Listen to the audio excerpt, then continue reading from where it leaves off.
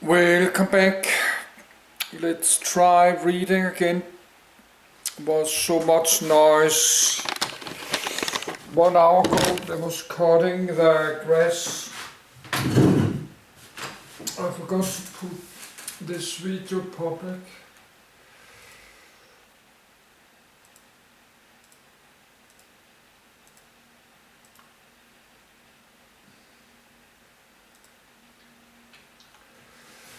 So let's start reading.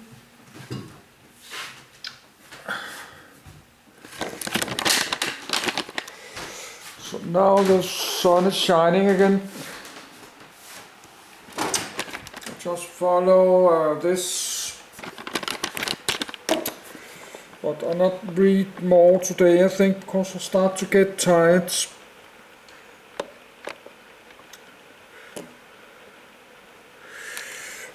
I need a minute to get to my bed.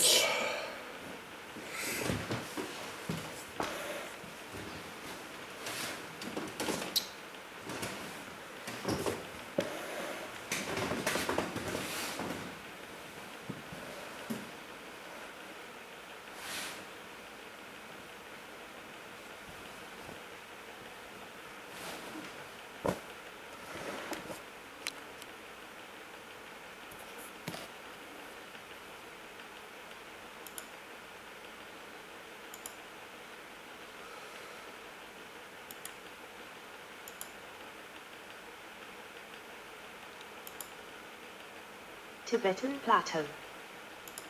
The Tibetan Plateau, also known as Qinghai Tibet Plateau and Qingzhang Plateau, is a vast elevated plateau located at the intersection of Central, South, and East Asia, covering most of the Tibet Autonomous Region, most of Qinghai, western half of Sichuan, southern Gansu provinces in western China, southern Xinjiang, Bhutan, the Indian regions of Ladakh and Lahore and Spiti, Himachal Pradesh, as well as Gilgit-Baltistan in Pakistan, northwestern Nepal, eastern Tajikistan and southern Kyrgyzstan.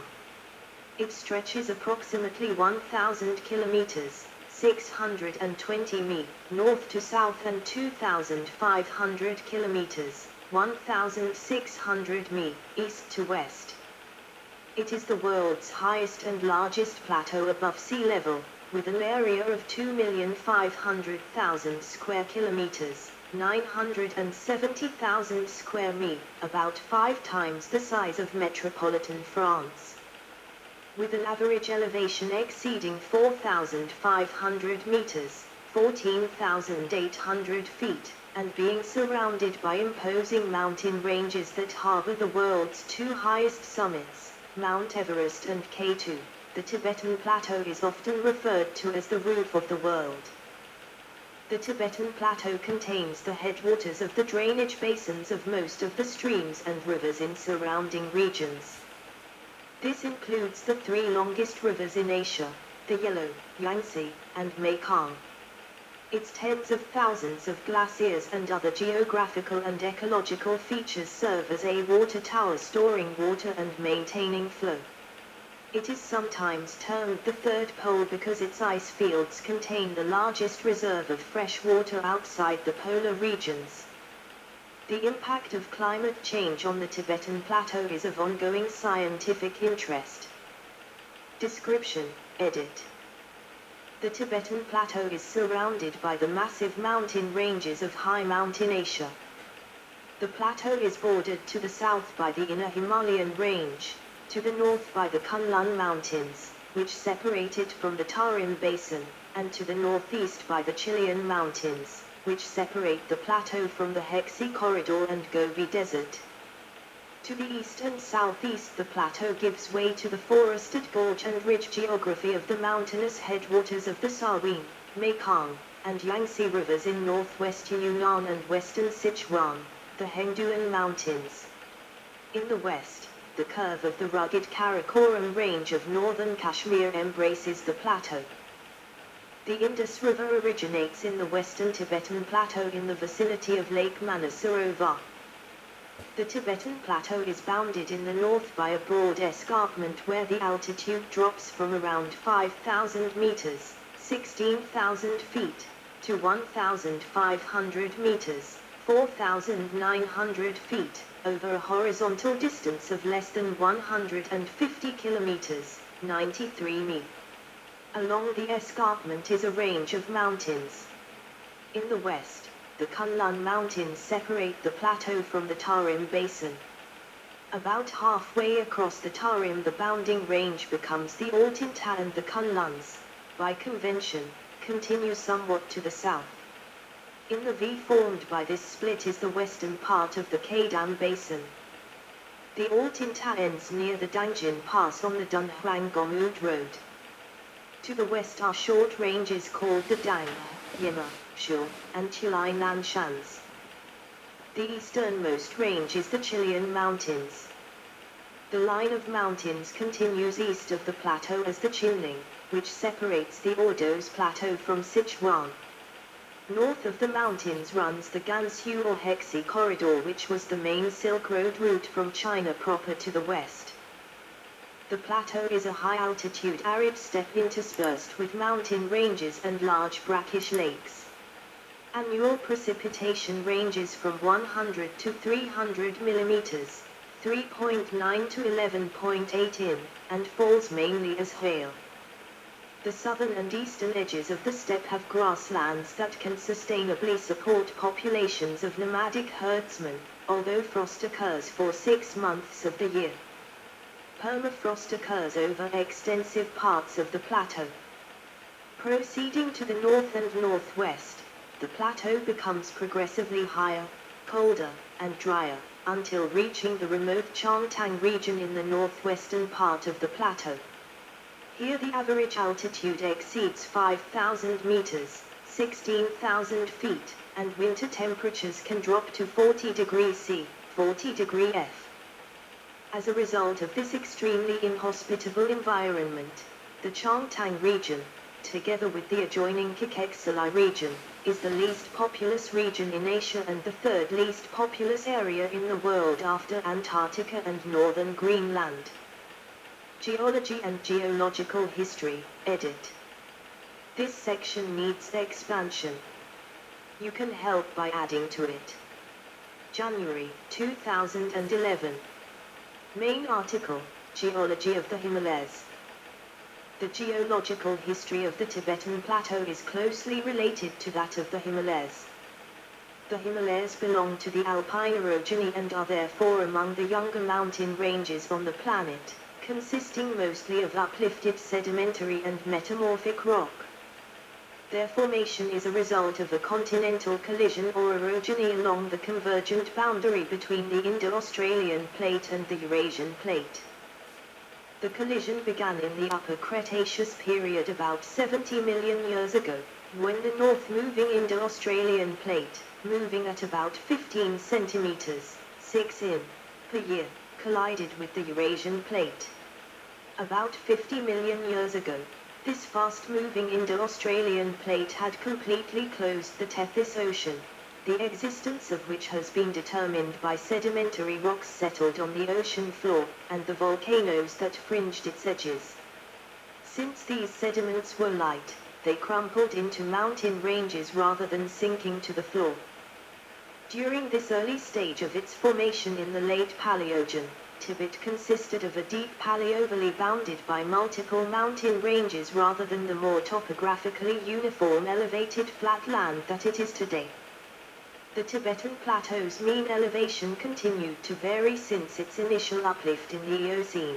Isotopic records show the plateau's altitude was around 3,000 meters above sea level around the Oligocene-Miocene boundary, and that it fell by 900 meters between 25.5 and 21.6 million years ago, attributable to tectonic unroofing from east-west extension or to erosion from climatic weathering. The plateau subsequently rose by 500 to 1,000 meters between 21.6 and 20.4 million years ago. Natural color satellite image of the Tibetan Plateau. Paleobotanical evidence indicates that the Nujiang Suture Zone and the Yolangzangpo Suture Zone remained tropical or subtropical lowlands until the latest Oligocene or early Miocene, enabling biotic interchange across Tibet. The age of east-west grabens in the Lhasa and Himalaya terrains suggests that the plateau's elevation was close to its modern altitude by around 14 to 8 million years ago. Erosion rates in Tibet decreased significantly around 10 million years ago. The Indo-Australian plate continues to be driven horizontally below the Tibetan Plateau, which forces the plateau to move upwards. The plateau is still rising at a rate of approximately 5 millimeters, 0.2 in, per year, although erosion reduces the actual increase in height. Much of the Tibetan Plateau is of relatively low relief. The cause of this is debated among geologists. Some argue that the Tibetan Plateau is an uplifted peneplain formed at low altitude, while others argue that the low relief stems from erosion and infill of topographic depressions that occurred at already high elevations. The current tectonics of the plateau are also debated.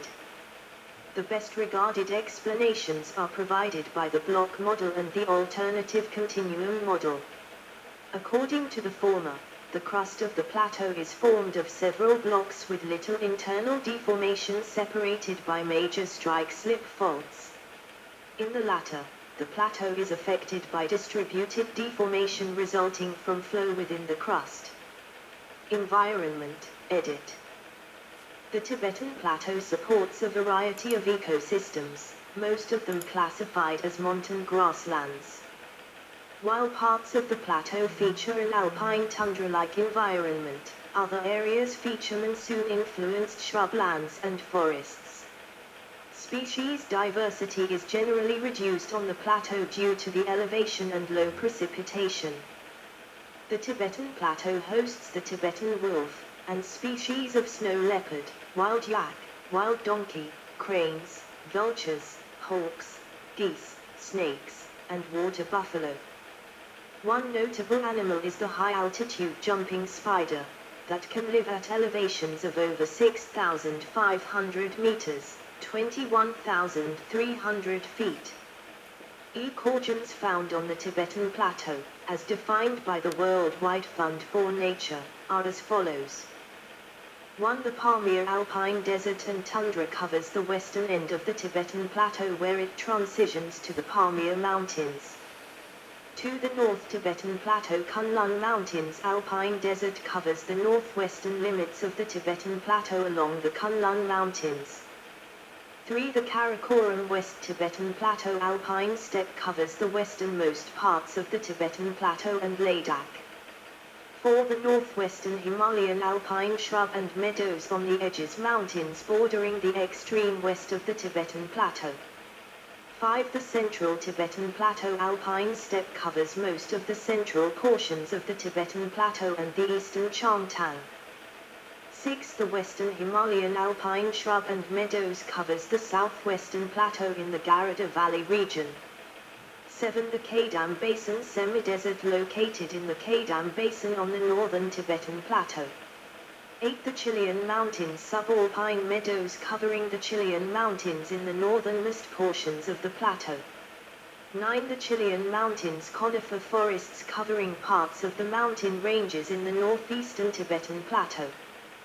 10. The Tibetan Plateau alpine shrublands and meadows covering a swath of the central and northeastern Tibetan Plateau.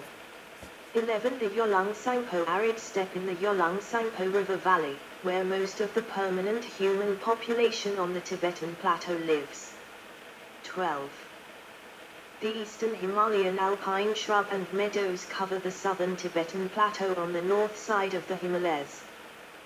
1. The southeast Tibet shrub and meadows cover the southeastern and eastern parts of the plateau and are generally rainier than the other high-altitude Tibetan Plateau regions. 2. The northeastern Himalayan subalpine conifer forests reach up mountain valleys in the southern plateau and contain some of the highest altitude forests in the world. 3. The Nuji and Lakang Gorge alpine conifer and mixed forests cover the mountain valleys that reach 500 kilometers, 310 mi, into the southeastern Tibetan Plateau. 4. The Hengduan Mountains subalpine conifer forests cover the southeasternmost mountain valleys on the plateau. 5. The Qinglai Minshan conifer forests cover the eastern edges of the plateau and are the densest forests to be found anywhere on the Tibetan Plateau. Human history, edit. Tibetan Buddhist stupa and houses outside the town of Ngawur, on the Tibetan Plateau. Main article, History of Tibet. Nomads on the Tibetan Plateau and in the Himalayas are the remainders of nomadic practices historically once widespread in Asia and Africa. Pastoral nomads constitute about 40% of the ethnic Tibetan population. The presence of nomadic peoples on the plateau is predicated on their adaptation to survival on the world's grassland by raising livestock rather than crops, which are unsuitable to the terrain. Archaeological evidence suggests that the earliest human occupation of the plateau occurred between 30,000 and 40,000 years ago. Since colonization of the Tibetan Plateau, Tibetan culture has adapted and flourished in the western, southern, and eastern regions of the plateau. The northern portion, the Changtang, is generally too high and cold to support permanent population. One of the most notable civilizations to have developed on the Tibetan Plateau is the Tibetan Empire from the 7th century to the 9th century AD. Impact on other regions, edit. Role in monsoons, edit. Main article, Monsoon. Monsoons are caused by the different amplitudes of surface temperature seasonal cycles between land and oceans. This differential warming occurs because heating rates differ between land and water. Ocean heating is distributed vertically through a mixed layer that may be 50 meters deep through the action of wind and buoyancy-generated turbulence, whereas the land surface conducts heat slowly, with the seasonal signal penetrating only a meter or so. Additionally, the specific heat capacity of liquid water is significantly greater than that of most materials that make up land. Together, these factors mean that the heat capacity of the layer participating in the seasonal cycle is much larger over the oceans than over land, with the consequence that the land warms and cools faster than the ocean. In turn, air over the land warms faster and reaches a higher temperature than does air over the ocean. The warmer air over land tends to rise, creating an area of low pressure. The pressure anomaly then causes a steady wind to blow toward the land, which brings the moist air over the ocean surface with it. Rainfall is then increased by the presence of the moist ocean air. The rainfall is stimulated by a variety of mechanisms, such as low-level air being lifted upwards by mountains, surface heating, convergence at the surface, divergence aloft, or from storm-produced outflows near the surface. When such lifting occurs, the air cools due to expansion in lower pressure, which in turn produces condensation and precipitation. The Himalayas are seen from space looking south from over the Tibetan Plateau. In winter, the land cools off quickly, but the ocean maintains the heat longer. The hot air over the ocean rises, creating a low-pressure area and a breeze from land to ocean, while a large area of drying high pressure is formed over the land, increased by wintertime cooling. Monsoons are similar to sea and land breezes, a term usually referring to the localized, diurnal cycle of circulation near coastlines everywhere, but they are much larger in scale, stronger and seasonal. The seasonal monsoon wind shift and weather associated with the heating and cooling of the Tibetan Plateau is the strongest such monsoon on Earth. Glaciology, the Ice Age and at present, edit. Today, Tibet is an important heating surface of the atmosphere. However, during the last glacial maximum, an approximately 2,400,000 square kilometers, 930,000 square mi, ice sheet covered the plateau. Due to its great extent, this glaciation in the subtropics was an important element of radiative forcing.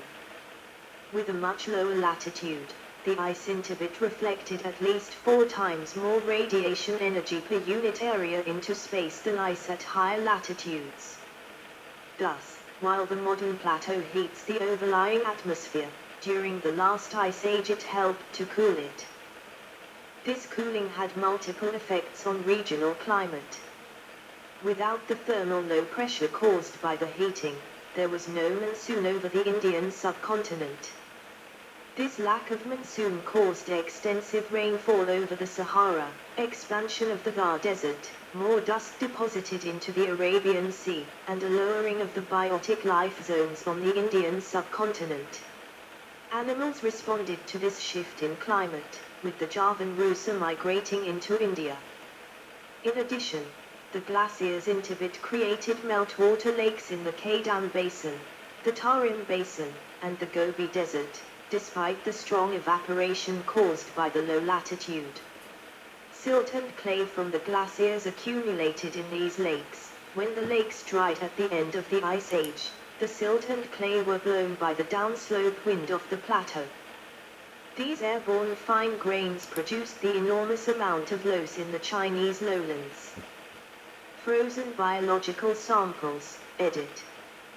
The location where ice core was taken, and the age of the dead microorganisms found at different depths. Ice of the plateau provides a valuable window to the past.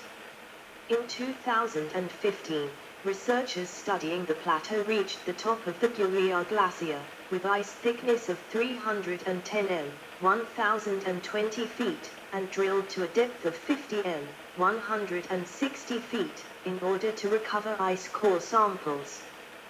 Due to the extremely low biomass in those 15,000-year-old samples, it had taken around 5 years of research to extract 33 viruses, of which 28 were new to science. None had survived the extraction process. Phylogenetic analysis suggests those viruses infected plants or other microorganisms. Climate change, edit. See also, effects of climate change and retreat of glaciers since 1850. The Tibetan Plateau contains the world's third largest store of ice. Qin, the former head of the China Meteorological Administration, issued the following assessment in 2009. Temperatures are rising 4 times faster than elsewhere in China, and the Tibetan glaciers are retreating at a higher speed than in any other part of the world. In the short term, this will cause lakes to expand and bring floods and mud flows. In the long run, the glaciers are vital lifelines for Asian rivers, including the Indus and the Ganges. Once they vanish, water supplies in those regions will be in peril. The Tibetan Plateau contains the largest area of low-latitude glaciers and is particularly vulnerable to global warming. Over the past 5 decades, 80% of the glaciers in the Tibetan Plateau have retreated, losing 4.5% of their combined aerial coverage. This region is also liable to suffer damages from permafrost thaw caused by climate change.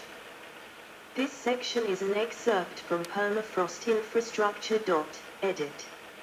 Outside of the Arctic, Qinghai Tibet Plateau, sometimes known as the Third Pole, also has an extensive permafrost area. It is warming at twice the global average rate, and 40% of it is already considered warm permafrost, making it particularly unstable. Qinghai Tibet Plateau has a population of over 10 million people, double the population of permafrost regions in the Arctic, and over 1 million m of buildings are located in its permafrost area, as well as 2,631 kilometers of power lines, and 580 kilometers of railways. There are also 9,389 kilometers of roads, and around 30% are already sustaining damage from permafrost thaw.